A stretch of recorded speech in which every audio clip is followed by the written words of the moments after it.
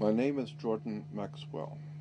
For the past 43 years of my life, I have spent researching and studying the world of hidden knowledge, ancient mysteries, occult and secret societies, fraternal orders. My real first love is theology, occult theology. But let me warn you, and let me say that the word occult does not mean evil or bad. It carries that denotation, but it's not really bad.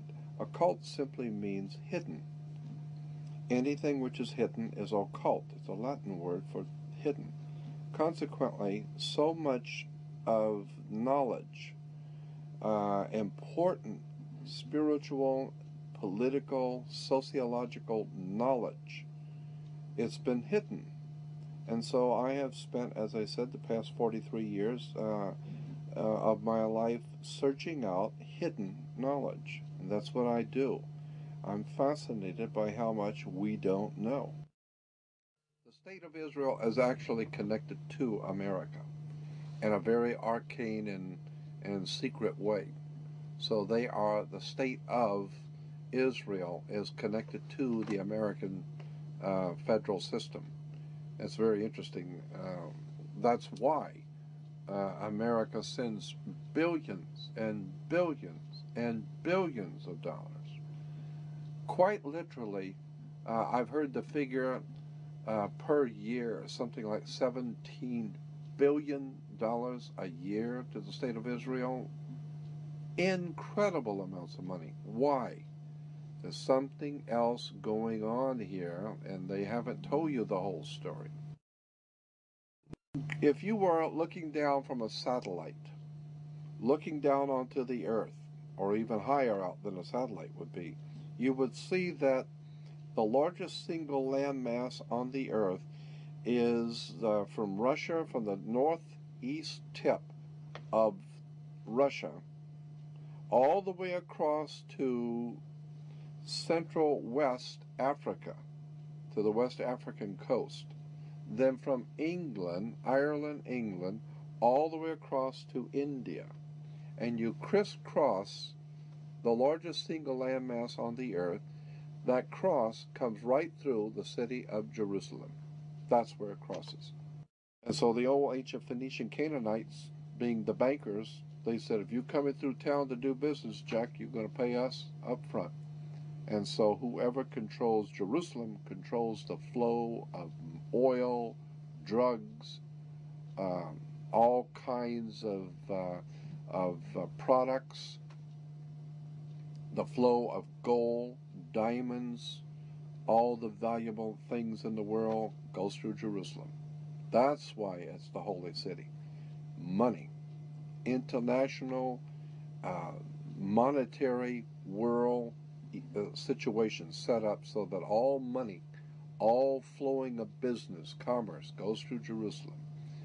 That's the name of the tomb, and that's why Jerusalem is so important to the American people. Now, you've got to give the people a reason why Israel is so important.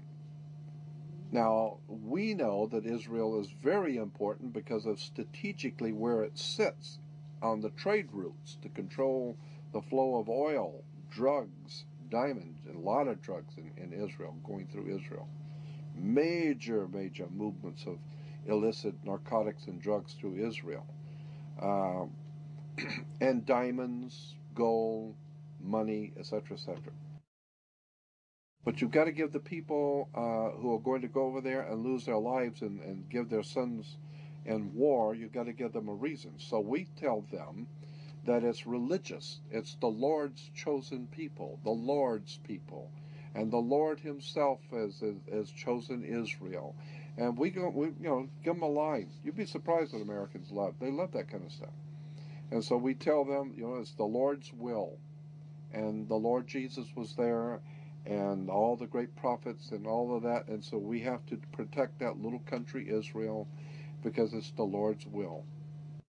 So I believe that all of these things which are happening right now in the Middle East um, is there are many factors involved. Obviously, it's not just oil, it's not just money. Those are the cards on the table. When you're laying out the game and you're going to play a game, a high stakes game, say in Las Vegas, where hundreds of thousands, if not millions of dollars are laying on the table, and you're playing a high stakes game, you're going to have the cards you've got that you're playing. Well, one of the cards that's being used in this high stakes game is, of course, oil. One of them is, of course, drugs. Drugs are very big business in the Middle East and in Europe, and so I feel that the drugs are one card, oil is a second card, the control of money, banking, fraternities, controlling the flow of commerce and business in the world. That's another card on the table. But above the cards are the players. The players only using the cards. And I think the players in this world game that's being laid out for us now are guided not by the cards. They're guided by something else. There's something else going on here. And it has to do with secret societies and ancient religions.